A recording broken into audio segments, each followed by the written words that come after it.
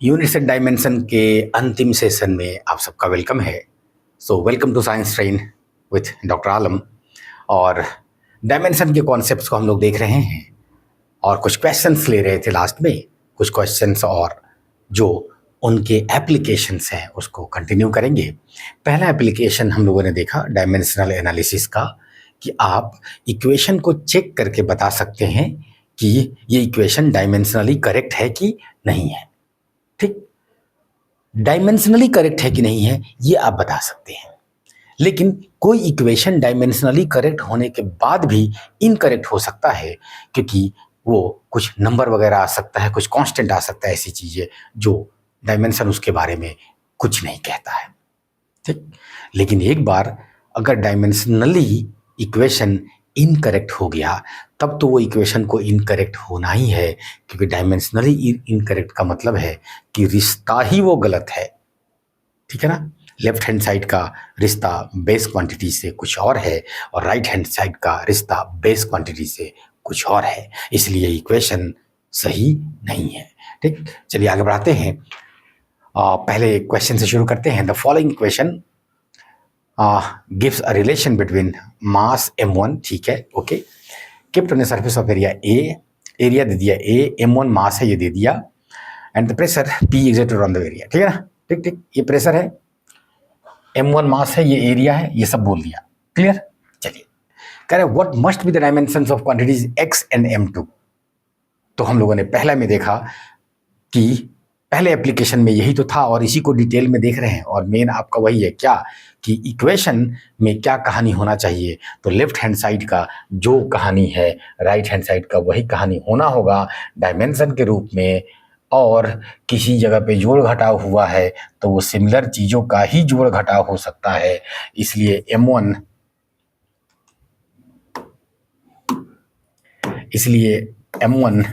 अगर मास है तो m2 को भी मास होना होगा, क्योंकि उससे जोड़ा जा रहा है, तो m2 का पूछ रहा है, निकल गया। ओके, तो आगे कह रहा है कि ये है प्रेशर और उधर में है ये मास into X by area. Pressure का कुछ एरिया से रिश्ता याद आ रहा होगा आपको, क्या, फोर्स बाई एरिया। इधर mass into X by area, ठीक है ना, एरिया से एरिया कट हो गया। फोर्स के अंदर मास आता है, बिल्कुल आप जानते हैं, तो लिख दीजिए फोर्स जो है ये मास इंटू एक्सेलरेशन है। तो इधर में क्या है तो कहिएगा मास इंटू एक्स है, मास से मास कट गया, एक्स क्या है तो कहिएगा एक्स एक्सेलरेशन है। देयरफॉर डायमेंशन ऑफ एक्सेलरेशन ये तो आप जानते हैं क्या, मीटर पर सेकेंड स्क्वायर, तो LT -2, ठीक है, okay. Application of dimension analysis में जो अगला एप्लीकेशन की बात हम लोग कर रहे हैं वो ये कि किसी फिजिकल क्वांटिटी को एक सिस्टम ऑफ यूनिट से दूसरे सिस्टम ऑफ यूनिट में बदला जा सकता है।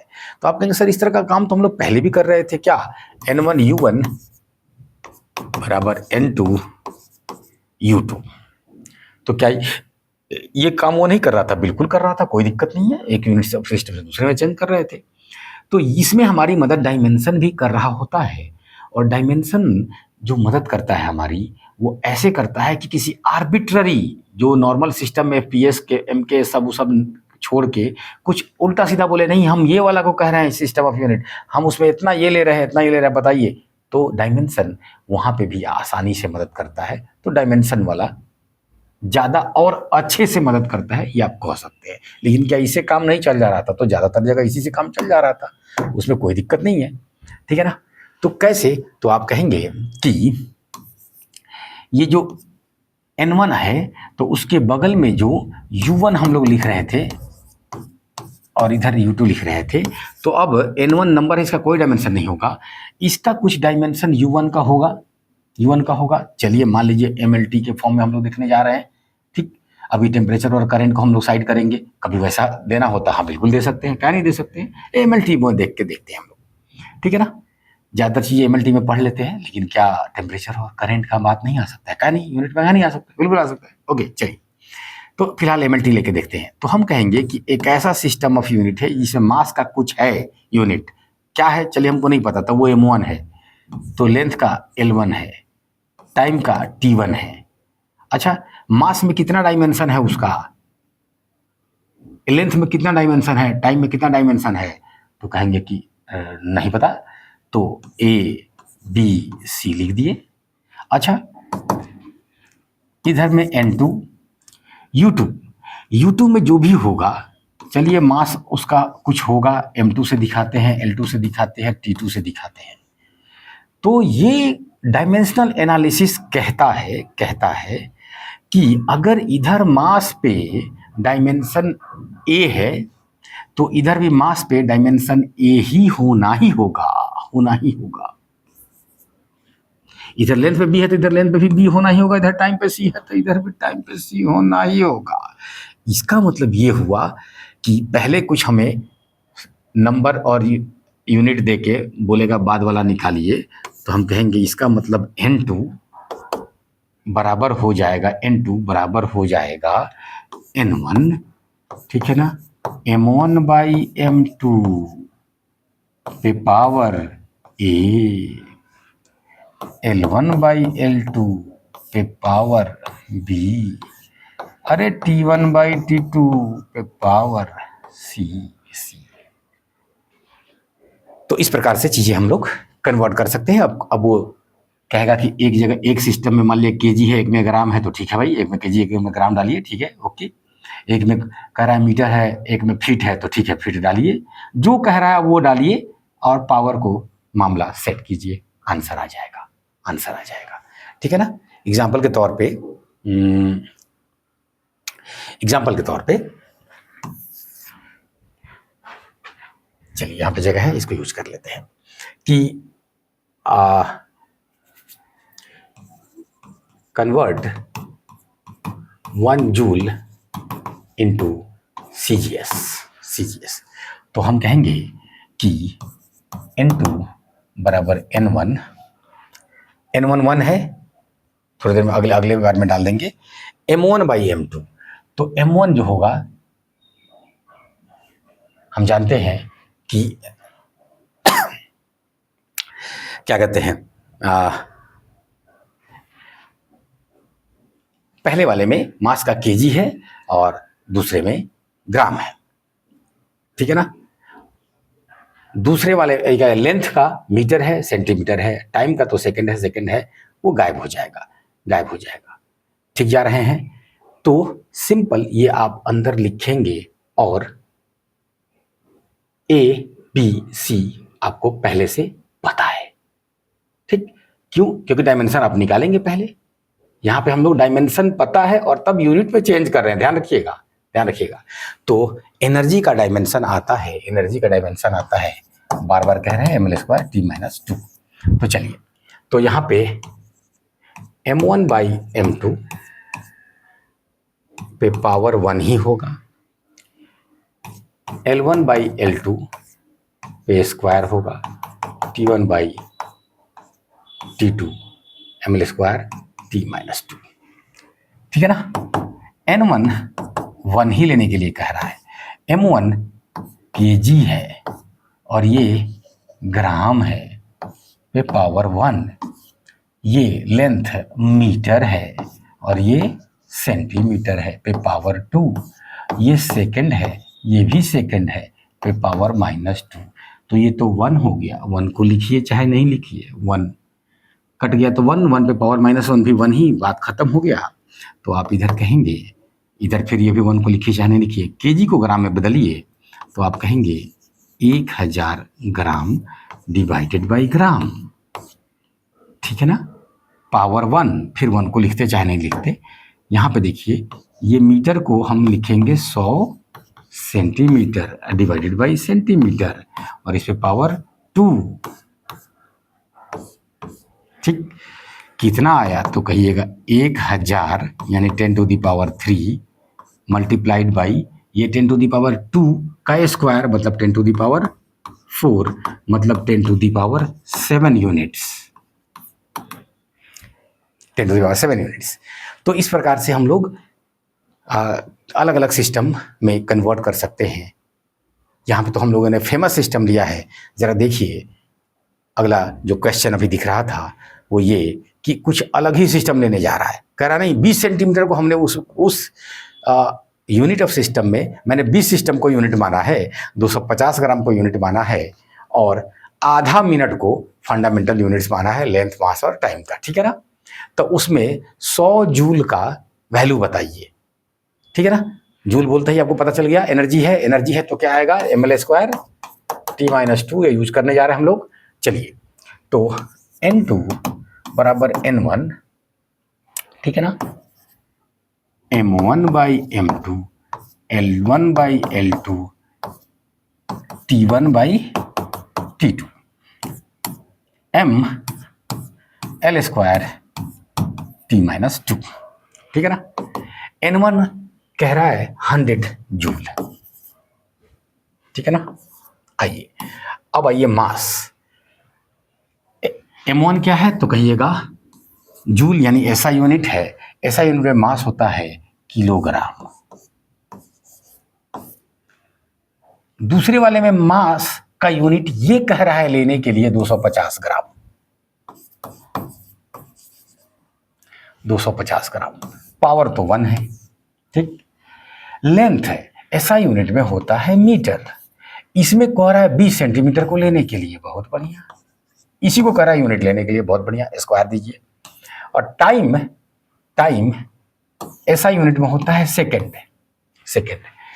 इसमें कह रहा है आधा मिनट को, हाफ मिनट को। ला, जो बोले सब लिखिए, कोई दिक्कत नहीं। और जो पावर है वो सही से चढ़ाइए, ठीक जा रहे हैं। ओके, अब सॉल्व कर दीजिए। मेन यही था, ये जहां आपने सेट किया बाकी सेट हो जाएगा।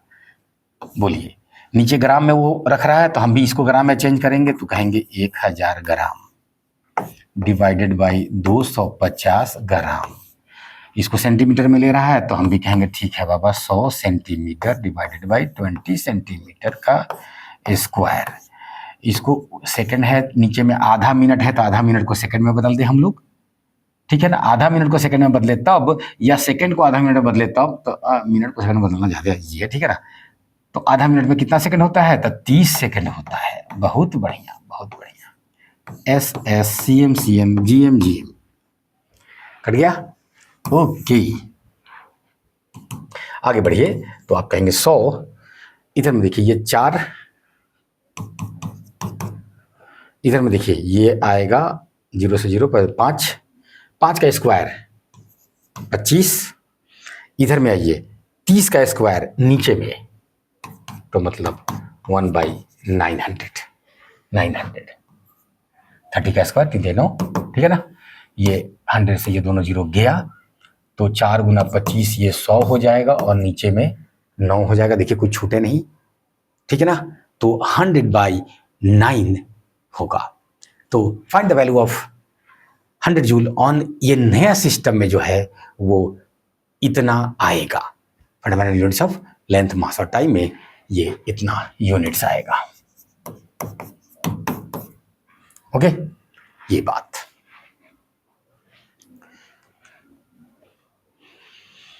अगले एप्लीकेशन में कभी कभी ये डायमेंशन, जब इतना ही नेचर का रूल है तो ये हमारी मदद कर देता है कुछ नए रिश्ते भी को समझने में, ठीक है ना। नए कभी कभी रिलेशन, नए फॉर्मूला बनाने में भी हमारी मदद कर देता है डायमेंशन, क्योंकि ये नेचर का नियम है। तो इसका मतलब है कि हम उसका हेल्प ले सकते हैं। वो अगर लोगों ने दिया रहता तब हम हेल्प लेते तो फंस जाते, ठीक। तो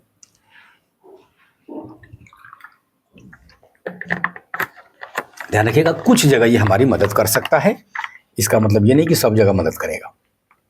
कुछ जगह कैलकुलस चाहिए तो कैलकुलस ही मदद करेगा आपकी, कुछ जगह और एक्सपेरिमेंट्स चाहिए तो एक्सपेरिमेंट से ही मदद करेगा आपकी, कुछ जगह डायमेंशन मदद कर सकता है। ये ध्यान रखिएगा। ये नहीं कि अब इतने जोश में आ गई कहिएगा सब जगह हो जाएगा, यही हमें मदद करेगा, नहीं नहीं नहीं। तो एग्जाम्पल के तौर पे ठीक है ना। सिंपल पेंडुलम लेने जा रहे हैं हम लोग। सिंपल पेंडुलम कहते हैं कि ये जो गोला है इसको बॉब कहते हैं, बॉब। इसका मास कितना है, m है। ये स्ट्रिंग है, इसका लेंथ कितना है, l है। ठीक है ना। नीचे की तरफ फोर्स लग रहा है mg, ठीक है ना। इसका मतलब नीचे की तरफ एक्सेलरेशन कितना हो रहा है, तो g। तो यही सब कुछ फैक्टर्स है जिसपे इनका टाइम पीरियड डिपेंड होना चाहिए, और कुछ तो अब दिख नहीं रहा है। ठीक है ना। मास हो ही गया है, g हो गया, l हो गया। तो हमने कहा कि चलिए जरा देखते हैं कि इसमें कुछ हमारी मदद ये करता है कि नहीं। तो हम कहेंगे time period of the simple pendulum may depend on mass of the bob, length of the string and acceleration due to gravity। इस पर डिपेंड कर सकता है, मे डिपेंड। अब हम नहीं जानते हैं तो हम, इसका मतलब ये हुआ कि हम कुछ यूनिट डायमेंशन का मदद ले सकते हैं कि टाइम पीरियड जो है ये हमें नहीं पता है कि m पे किस तरह से है, ठीक है ना, l पे कैसे है, g पे कैसे है। तो हम अपनी तरफ से a b c चढ़ा देंगे पावर। क्या वही ना रिश्ता बताएगा? हाँ बताएगा। तब इज इक्वल टू लिख दिए, कुछ कांस्टेंट लगाना पड़ेगा। इज इक्वल टू लिख रहे हैं तो ठीक, प्रोपोर्शनलिटी कांस्टेंट है, m a l पे b और g पे c। ठीक जा रहा है। अब हम कहेंगे, हम डायमेंशन के बारे में इतना जानते हैं कि लेफ्ट हैंड साइड में जो है वो राइट हैंड साइड में आना ही होगा। तो इधर अगर t है, टाइम का डायमेंशन t ही होगा। k इज नंबर, उसका कोई डायमेंशन नहीं होगा। ये मास है, हाँ तो मास है, तो मास पे a चढ़ा दीजिए डायमेंशन लिखते समय, l कैपिटल L लिखिए, b चढ़ा दीजिए, और g जो है ये एक्सेलरेशन ड्यू टू ग्रेविटी है। तो मतलब एक्सेलरेशन है तो LT-2 होता है, और उस पर c चढ़ा दीजिए। ठीक है ना। तो अब देखिए, m पे पावर a, l पे पावर b, यहाँ पे देखिए तो l पे पावर c और t पे पावर -2c। कुछ नहीं, c जो था उसे मल्टीप्लाई किया अंदर ले जाके, फिर आगे लिखिए। ये मैंने क्या लिख दिया, m के बाद l ना,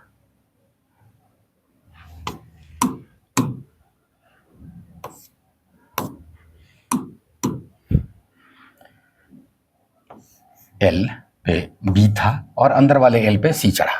ठीक है ना। तो उसके बाद आप कहेंगे कि m पे तो a ही रह गया, l दो जगह है, तो इसका मतलब ये दोनों, ये b प्लस c हो जाएगा और t पे -2c हो जाएगा। और इधर में केवल t पे पावर है, कितना है तो कहिएगा 1 है, m पे पावर 0 है, l पे पावर भी 0 है। ठीक। तो इसका मतलब ये हुआ कि m पे पावर इधर सब फरिया के जो आया है, उधर सब फरिया के जो आया है, दोनों को बराबर होना होगा। तो इसका मतलब ये है कि a बराबर 0 है, ये हमको दिख गया। a बराबर 0 दिखते ही हम बोलेंगे कि mass of the simple pendulum does not depend, time period of the simple pendulum does not depend on the mass of the Bob. ठीक है ना। मास ऑफ द बॉब पे डिपेंड नहीं करेगा। ये छोटा सा बॉल आप झुला रहे हैं तब, या कोई भारी लोहे का बॉल झुला रहे हैं तब, या आप खुद झूल जा रहे हैं तब, टाइम पीरियड पे कोई फर्क नहीं पड़ेगा। ठीक है ना। आइए, एक पता चल गया, तो इसलिए a बराबर 0 हो गया। देखिए तो हम तुरंत यहाँ हम आना चाहेंगे, क्यों? क्योंकि ये b प्लस है ना, इसको थोड़ा देर बाद देखेंगे। ये सामने ही दिख रहा है, इसमें कुछ प्लस माइनस नहीं है। तो -2c जो नंबर है उसको बराबर होना होगा 1 के। -2c जो पावर है वो यहाँ बराबर 1 होना होगा, तो इसलिए c बराबर -1/2 होना होगा, -1/2 होना होगा। ठीक है ना। जैसे c पता चलेगा तब अब ये b प्लस c कहेंगे। b प्लस c को 0 होना है, c आया है -12, उधर जाके हो जाएगा +12। तो इसलिए हम कहेंगे देयरफॉर टाइम पीरियड जो है ये is equal to some constant, उसके बाद मास पे पावर 0, लेंथ पे पावर क्या है b प्लस हाफ, और एक्सेलरेशन ड्यू टू ग्रेविटी पे पावर c क्या है माइनस हाफ, ठीक है ना, is equal to k, l पे पावर हाफ मतलब रूट l, और ये नीचे में रूट g, तो मतलब ऊपर में l नीचे में g का रूट। तो यहाँ तक हमें पहुँचा दिया डायमेंशन। एक्सपेरिमेंटली इसके का वैल्यू कितना आया तो कहिएगा 2 पाई आता है, 2 पाई आता है। ठीक, तो ये बात ध्यान रखिए कि ये सब कर लिखने के बाद कि यहाँ पे जो कांस्टेंट है, here the constant k is found experimentally as k बराबर 2 पाई। तो कुछ नए रिश्ते निकालने में इस तरह की हमारी मदद कर सकता है ये, ठीक है ना। क्वेश्चन कह रहा है कि टाइम कैपिटल टी, वेलोसिटी और एंगुलर मोमेंटम को ही फंडामेंटल ले लिया गया, तो अब मास का बताइए कि क्या हालत होगा, मास को कैसे रिप्रेजेंट कर सकते हैं इन सब में, ठीक है ना। तो एक बार फिर से ये रिश्ता निकालने के लिए कह रहा है, तो नए रिश्तों को निकालने के लिए हम डायमेंशन हमारी मदद करता है, उसको यूज करेंगे हम लोग और कहेंगे कि ये जो टाइम कैपिटल टी है बहुत बढ़िया, इसके बाद जो है ये वेलोसिटी v है और एंगुलर मोमेंटम l है। अच्छा, एंगुलर l अंदर लेंथ के लिए भी यूज कई बार हो रहा होता है, इसलिए हम चाहेंगे कि अभी इसको कुछ और सिंबल दे के चले, न तब पता चला ए में के ऊ में हो जाएगा, तो इसलिए चलिए वो x, ठीक है ना। अब कह रहा है कि मास का मास को इनके फॉर्म में रिप्रेजेंट कीजिए। तब हमको नहीं मालूम है, तो हम क्या कहेंगे, हम कहेंगे ठीक है ये कुछ प्रोपोर्शनल होगा इसके, और इस पर पावर कुछ a आएगा, इस पे b आएगा, इस पे c आएगा, अब a b c हम निकाल लेंगे, काम खत्म हो जाएगा, ठीक है ना। तो इधर कहेंगे कि इधर m पे पावर 1 है, इधर l पे पावर 0 है, t पे पावर भी 0 है, इज इक्वल टू इधर का देखिए, तो इधर में ये टाइम है पे पावर a है, वेलोसिटी LT माइनस 1 होता है, इस पे पावर b है, और एंगुलर मोमेंटम आज ही या पिछले क्लास में बात हुई थी, हाँ पिछले क्लास में, कि एंगुलर मोमेंटम जो है ये बात मशहूर है कि ये mvr होता है, मास वेलोसिटी और डिस्टेंस फ्रॉम द एक्सिस, ठीक है ना। तो mvr, तो m के लिए, मास के लिए m, वेलोसिटी के लिए LT माइनस 1, और r खुद l है, तो l इसी पे स्क्वायर चढ़ा दे, हाँ चढ़ा दिए, और इस पे पावर हमने c लिया, बस काम खत्म हो गया, फटाक से आप एक जगह कीजिए और काम। चलिए ये देखिए l पे एक बार b आ रहा है और l पे एक बार 2c आ रहा है। अच्छा पहले मास ले ले, मास पे सिर्फ c आ रहा है, देखिए इधर मास है नहीं, उधर l पे एक बार b, l पे एक बार है 2c, तो b प्लस 2c। अब टाइम पे देखिए, टाइम पे एक बार a है, एक बार माइनस b है, और एक बार माइनस, अरे बाप रे सब है तो सब लिखिए फिर, a माइनस b और माइनस c, देख लीजिएगा एक भी गलती होगा तो आंसर नहीं आएगा। ओके, ठीक लग रहा है। तो c बराबर 1 हमको पहले ही दिख गया, c बराबर 1 पहले ही दिख गया है। एनीवेज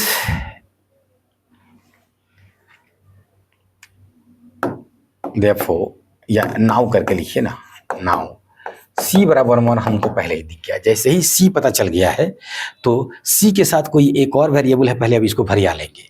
यहाँ c के पास दो वेरिएबल है c के अलावा, तो उस पर नहीं जाएंगे, पहले अब यहाँ भरिया लेंगे, ठीक है ना। तो कहेंगे b प्लस 2c बराबर 0, और b is equal to -2c, दिख रहा है, ये इज इक्वल टू 0 है तो b बराबर -2c। -2c का वैल्यू 1 आया है तो लो ये -2 ही रह गया, तो b का वैल्यू निकल गया, c का वैल्यू निकल गया, तो अब a का वैल्यू निकाल लीजिए, ठीक है ना।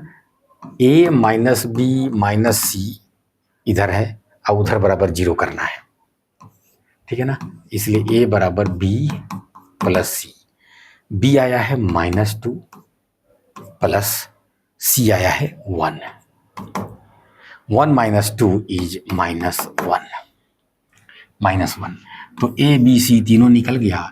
तो देयरफॉर ये जो मास है, ये अगर उनको हम इनके रूप में दिखाना चाहे डायमेंशन के हिसाब से, ध्यान रखिए। आप कहेंगे सर प्रोपोर्शनलिटी लेके या गायब कर दे रहे हैं, कुछ नहीं, यहाँ पे एक प्रोपोर्शनलिटी कांस्टेंट आएगा, वो एक नंबर होगा, नंबर को लिखना जरूरी नहीं जब डायमेंशन लिख रहे हैं। तो जब मास का जो डायमेंशन आएगा ये t पे पावर a कहाँ गया है, अरे इधर है, -1, वेलोसिटी पे पावर b का वैल्यू -2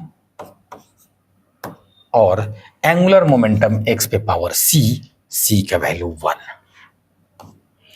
तो -2 -1 -2 और 1, -1 -2 और -1 नहीं, -1 -2 और 1, ठीक है। ये देखिए, ये इसे ऑप्शन रिपीट हो गया है, दोनों ऑप्शन सही है, दोनों बेसिकली सेम ऑप्शन है, ठीक, ओके।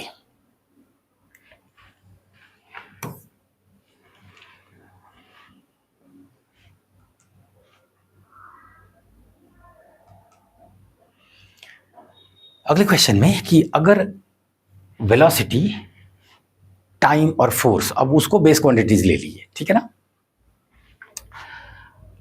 वेलोसिटी, टाइम और फोर्स, इनको बेस क्वांटिटी ले लिए, तो डायमेंशन ऑफ मास बताइए, आप लीजिए एक बार फिर से भाई आप कहेंगे कि इधर में मास रिपीट हुआ है, जल्दी बना रहे हैं, मास है, इसका जो डायमेंशन है हमको नहीं पता है, तो कहेंगे वेलोसिटी पे a, टाइम पे b और फोर्स पे c।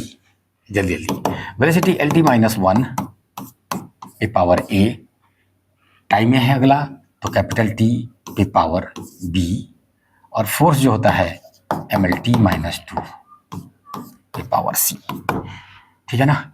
m अकेला है वहाँ तो m पे पावर c है, l एक यहाँ है तो इस पे a है, l पे यहाँ c है, तो l पे a प्लस c। टाइम पे देखिए इधर -a है, यहाँ b है और यहाँ -2c है, और इधर में क्या है तो कहिएगा मास है, ठीक। तो मास पे 1, l पे 0, t पे 0, क्लियर। तो जैसे ही लिखे तुरंत हमको दिख गया कि c का वैल्यू बनाने जा रहा है, ठीक है। नाउ c बराबर 1 दिख गया, जैसे ही c दिख गया तो इसके साथ में एक वेरिएबल वाला पकड़ेंगे, ठीक है ना, a प्लस c बराबर 0, ठीक। इसलिए a बराबर -c यानी कि -1, तो a और c निकल गया है, अब b निकाल ले, -a प्लस b -2c को भी होना है 0, ठीक है ना। तो हम लोग निकाल चुके हैं c का और a का, तो b को इधर रखेंगे और बाकी सबको उधर ले जाएंगे, तो a प्लस 2c, a का वैल्यू आया है -1, c का वैल्यू आया है 1, तो इसलिए 2c 2 हो जाएगा, 2 - 1 इज 1, तो a, b और c तीनों का वैल्यू निकल गया, ठीक। तो तुरंत यहाँ लिखिए देयरफॉर ये जो डायमेंशंस होगा मास का, ठीक है ना, ये इन सब में वेलोसिटी पे a आया है -1, टाइम पे b बी आया है लास्ट में +1 और फोर्स पे सी आया है 1 है, सी और बी का 1 ही आया है, ठीक है, ओके। एनीवेज, अरे यार सर आ गया, छोड़ ना भाई। तो डायमेंशंस के कुछ लिमिटेशंस हो सकते हैं। इतनी देर से जो बातें कर रहे थे उसमें ऑलरेडी आपको कुछ लिमिटेशन दिख गया होगा, जैसे कि भाई इसका क्या कहते हैं, नंबर का डायमेंशन नहीं होता है, इसलिए उसकी वजह से कई जगह इशू आ जाता है भाई, ठीक है ना। तो कांस्टेंट जो होगा, तो कांस्टेंट के बारे में ये बातें नहीं कर रहा होगा, ये उसका लिमिटेशन है भाई, मतलब इसका डिफेक्ट कहिए तब, लिमिटेशन कहिए तब, मजबूरी कहिए तब, ठीक है। तो value of dimensionless constant involve in a formula can not be reduce. हाँ भाई, कांस्टेंट के बारे में ये कुछ नहीं कहता है, ठीक है ना। The equation containing trigonometric exponential and log terms can not B analyse. हाँ, वो डायमेंशनलेस है, तो उस वो एक नंबर है। ट्रिगोनोमेट्रिक रेशियो या एक्सपोनेंट या लॉग एक नंबर है, तो नंबर के बारे में ये कुछ नहीं कहता। तो बेसिकली ये 2 पॉइंट लिखा हुआ है, लेकिन इसके अंदर से बात वही है कि नंबर हैज नो डायमेंशन।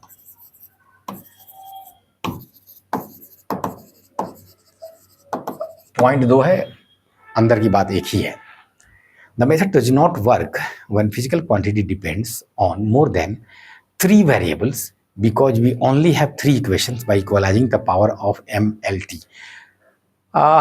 इसमें मुझे थोड़ा ऑब्जेक्शन है कि आप अगर 3 इक्वेशन आ रहा था जब MLT ले रहे थे, अगर कोई चौथा चीज़ भी उसमें होता तो और इक्वेशंस आते और आपकी मदद कर सकते हैं, ठीक है ना।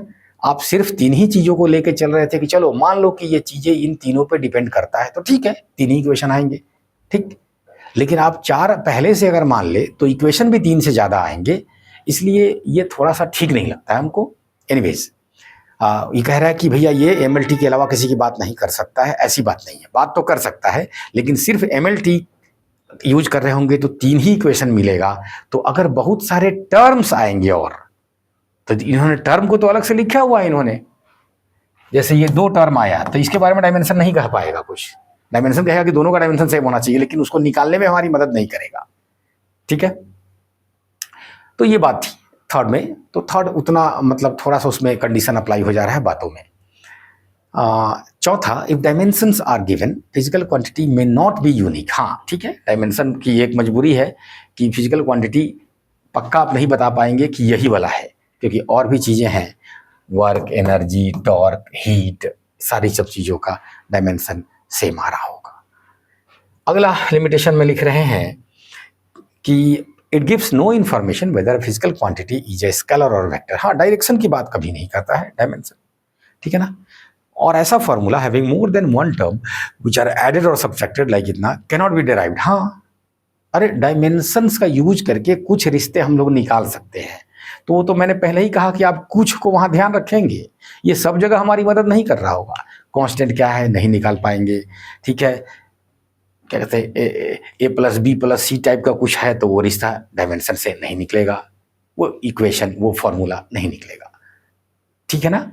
तो इसी के साथ हम लोग डायमेंशंस के जो कॉन्सेप्ट वाले पार्ट है वो हो गए फिनिश विथ फ्यू और मेनी इंपॉर्टेंट क्वेश्चंस, और हम लोगों ने किया चैप्टर को ख़त्म। लेकिन चूंकि अभी टाइम थोड़ा बचा हुआ है तो हम लोग कुछ क्वेश्चंस लेंगे अभी, ठीक है।